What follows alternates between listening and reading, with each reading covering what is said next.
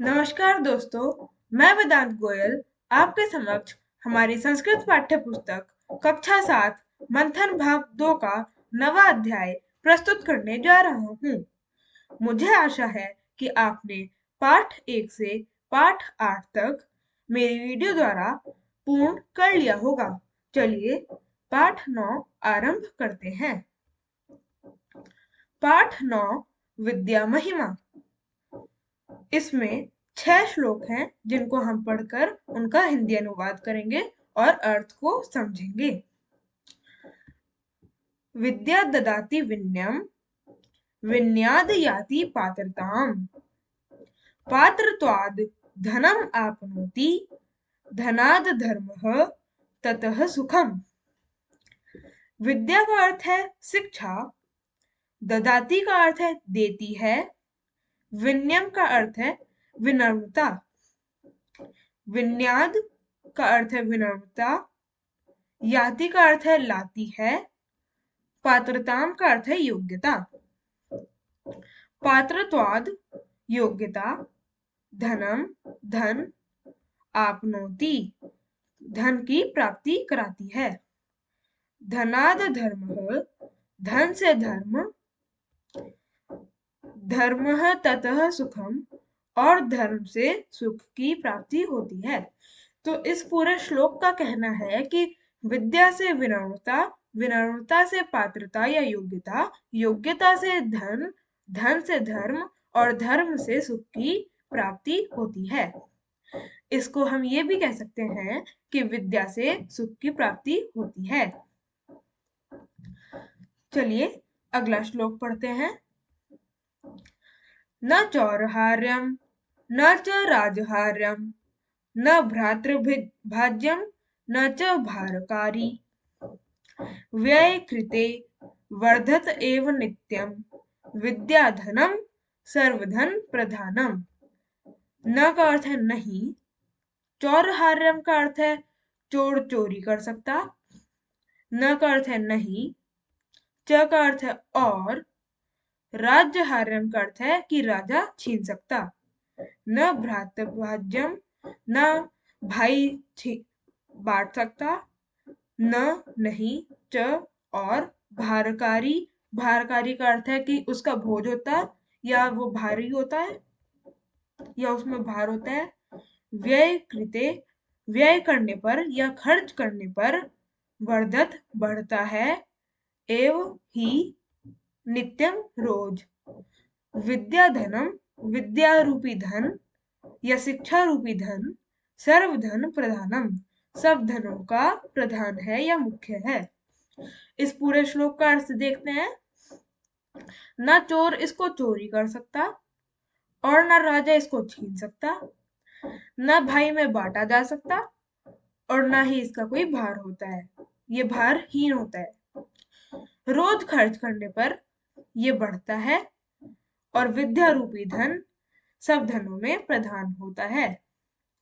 ये यहाँ पे विद्या की बात हो रही है कि विद्या को ना कोई चोरी कर सकता, ना छीन सकता, ना भाई में बांटा जा सकता और ना विद्या का कोई भार होता। और विद्या को खर्च करने पर, शिक्षा को यूज करने पर, प्रयोग करने पर उसका ये बढ़ती है। और जो विद्या रूपी धन है, शिक्षा रूपी धन है, वो सब धनों का प्रधान है या मुख्य है। आगे देखते हैं।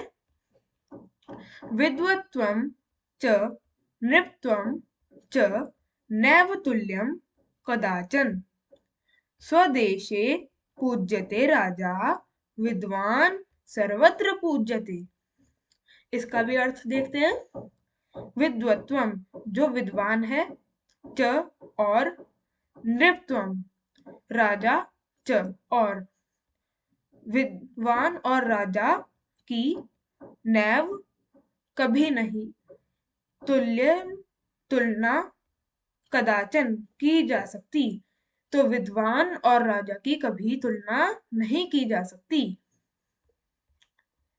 स्वदेशे अपने देश में, पूज्यते पूजा जाता है, राजा जो राजा होता है वो अपने देश में पूजा जाता है, विद्वान जो विद्वान होता है जिसके पास विद्या होती है, सर्वत्र हर जगह पूज्यते पूजा जाता है।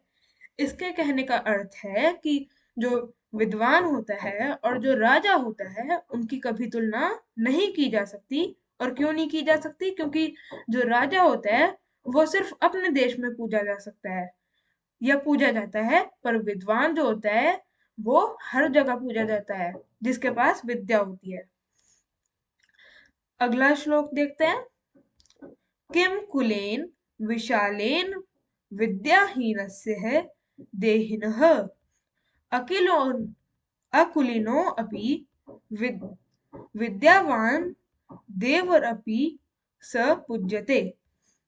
इसमें यहाँ पे जो विद्यावान देवरपि शब्द है ये 3 शब्दों से मिलकर बना है, विद्यावान, देव और अपि। तो इन तीनों शब्दों की संधि हुई है, इसलिए ये एक शब्द बना है, विद्यावान देवैरपि। चलिए इसका अर्थ समझते हैं। किम क्या, कुलेन कुल में, विशालेन बड़े कुल में, विद्याहीन से अगर विद्याहीन है तो देहिनः तो क्या। इस श्लोक के कहने का अर्थ है, श्लोक की पहली लाइन के कहने का अर्थ है कि अगर कोई बड़े कुल में जन्म लेता है पर वो विद्याहीन है, उसके पास विद्या नहीं है, तो क्या उसका क्या है। अकुलीनो अपि बिना कुल के जन्म लेने वाला, या जिसका कुल छोटा हो, छोटा परिवार हो, या जिसके पास कम धन है, वो अपि भी विद्वान देवैरपि अगर वो विद्वान है, छोटे कुल में जन्म लेने वाला या जिसका कुल नहीं है उसमें जन्म लेने वाला भी अगर वो विद्वान है, तो देव एर अपि देवों से अपि भी स वह पूज्यते पूजा जाता है। तो इस पूरे श्लोक का कहने का अर्थ है कि अगर कोई विशाल कुल में जन्म लेता है, बड़े कुल में, बड़े परिवार में, जिसके पास ज्यादा धन हो, वहां पे जन्म लेता है, पर फिर भी वह विद्याहीन है, उसके पास विद्या नहीं है, तो उसका क्या। किम का अर्थ है क्या। तो फिर आगे कहते हैं कि अकुलिनो अपि बिना कुल में जन्म लेने वाला भी अगर विद्वान है तो वो देवों से भी पूजा जाता है। और इसमें यह भी कहा गया है कि बड़े कुल में जन्म लेने वाला विद्याहीन बेकार है, उसका कोई फायदा नहीं है। आगे देखते हैं। माता शत्रुः पिता वैरी येन बालो न पाठितः न शोभते सभा मध्य हंस मध्य बको यथा। माता शत्रु है, पिता वैरी है। शत्रु और वैरी का अर्थ एक ही होता है, दुश्मन। और येन बालो न पठितः, येन का अर्थ यदि, बालो का अर्थ है बालक, न का अर्थ है नहीं, पाठितः का अर्थ है पढ़ाते। यदि उनके माता और पिता अपने बालकों को नहीं पढ़ाते तो वो उनके शत्रु या वैरी होते हैं। अब इसमें एक गौर करने वाली बात है कि यहाँ पे अगर पठित होता है तो उसका अर्थ है पढ़ना, और पाठित का अर्थ होता है पढ़ाना। ठीक है, आगे देखते हैं। न शोभते सभा मध्य, जो बालक पढ़ते नहीं है या उनके माँ बाप उनको पढ़ाते नहीं है तो वो सभा के मध्य शोभा नहीं देते। हंस मध्य बको यथा, यथा का अर्थ है जैसे, हंस मध्य का अर्थ है हंसों के मध्य या हंसों के बीच, बको, बको का अर्थ है बगुले। तो इसमें ये बता रखा है श्लोक में कि माता शत्रु है और पिता वैरी है या दुश्मन है यदि वो अपने बालकों को नहीं पढ़ाते, और जो उनके बालक होते हैं वो सभा के मध्य में, लोगों के मध्य में शोभा नहीं देते। जैसे कि हंसों के मध्य में अगर बगुला आ जाए तो वैसा लगता है बगुला, वैसे ही जो अपठित होते हैं, जिनके पास ज्ञान नहीं होता, वो ऐसे ही लगते हैं, वो शोभा नहीं देते सभा में। चलिए अब आगे चलते हैं छठे श्लोक पर। येषां न विद्या न तपो न दानम ज्ञानम न शीलम न गुणो न धर्मः ते मृत्युलोके भुवि भारभूतः मनुष्य रूपेण मृगाश चरन्ति। ये शाम का अर्थ है किसी के पास न विद्या है, न तपो, न तप करता है वो, न दानम, न वो दान करता है, मतलब गरीबों को दान करता है पैसे का या वस्तुओं का। ज्ञानम, न उसके पास ज्ञान नहीं है, न शीलम, न शीतलता है उसके अंदर, न गुणों, और गुण भी नहीं है उसके अंदर कोई, न धर्म, और वह धर्म की राह पर भी नहीं चलता। अगर ये सब बातें हैं तो ते मृत्युलोके, वह मृत्युलोक पर या पृथ्वी पर भुवि भारभूतः, भार के समान है। अगर उसके पास विद्या नहीं है, वह तप नहीं करता, दान नहीं करता, उसके पास ज्ञान नहीं है, शीतलता भी नहीं है, गुण भी नहीं है, और धर्म की राह पर भी नहीं चलता, अगर ये सब बातें हैं तो वह मृत्यु लोक में या पृथ्वी लोक में भार के समान है। मनुष्य रूपेण, मनुष्य के रूप में मृगाश चरंती, मृग के समान या पशु के समान रहता है।